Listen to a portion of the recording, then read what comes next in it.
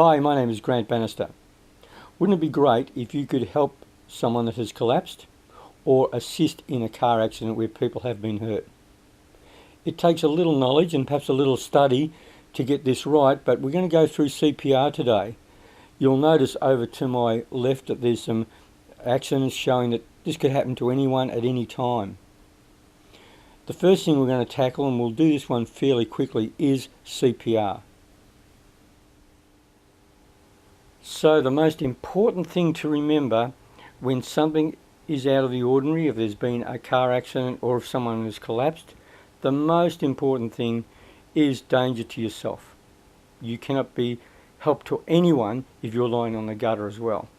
So have a good look around. Oh, look at these scenes over here.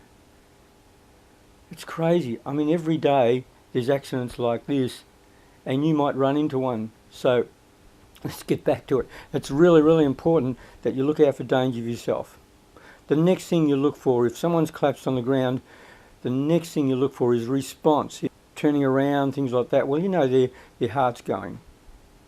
You can also go, if they're completely lifeless, you can go up, squeeze their shoulders, talk to them, perhaps touch their ears and see if you can get a response. If there are no signs of life, then you've got to act very quickly because that person could be dying. So the next thing we do is very quickly check the airways, have a look in their mouth, make sure there's no obstruction there. If there is, turn them on the side, clear it out as quickly as you can. Remember, the heart's not pumping, the brain's not getting blood. We've got to work pretty quickly here. Turn them back onto their back and check for breathing. How do you check for breathing? Can you remember that out of the course, guys? Okay. You look, you listen, and you feel. So you listen at the airway, okay, and you look at their chest, and you can actually put your hand on their chest, and you can actually feel them breathing if they are breathing. Don't go too long on this. If you can't detect any signs of life, get straight into the compressions. So, can you remember, those that did the course, can you remember what the ratio was? Okay, first of all, we put 2 quick breaths into the mouth. Now, how do we do that? It sounds easier, 2 quick breaths into the mouth. The problem is, if it escapes around the mouth, it's not going to be any good to them at all. So, we're going to make sure you pinch the nose, gently of course, and tilt the head back. If you don't tilt the head back, the air won't go down into the chest. This is a little bit different for kids. Kids, you don't have to tilt their head back at all.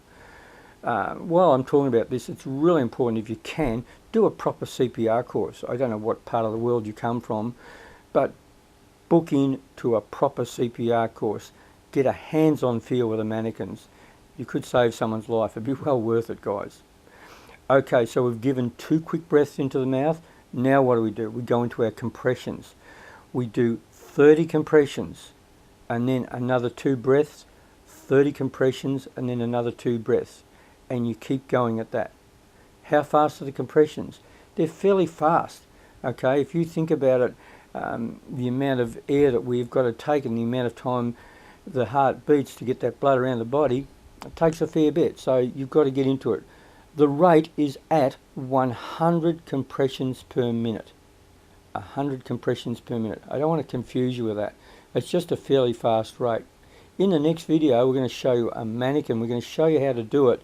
I'm trying to keep this in simple terms so you'll remember it. There's too many overcomplicated courses, and then you get out there in the accident scene, you go, oh, what was it? Was it 2.5 or 2.15? Okay, we'll just keep it fairly simple. So I want you to put this into your mind very, very clearly. You start off with 2 breaths. 2 breaths.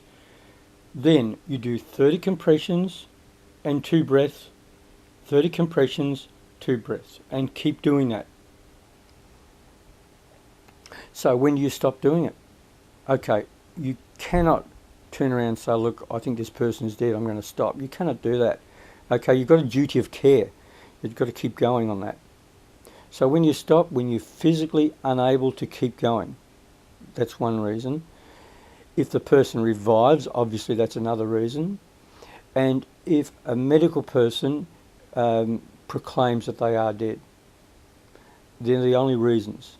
You haven't got the right or the ability to say that they are dead. Just keep going. I've had friends that have done this and actually revived someone that they thought that they were working on a dead person.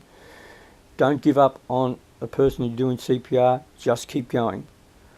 Look, I'm going to do some more of these training lectures. I hope you enjoy them. We'll keep them simple, and if you can come back to my channel and learn on this, that'd be great.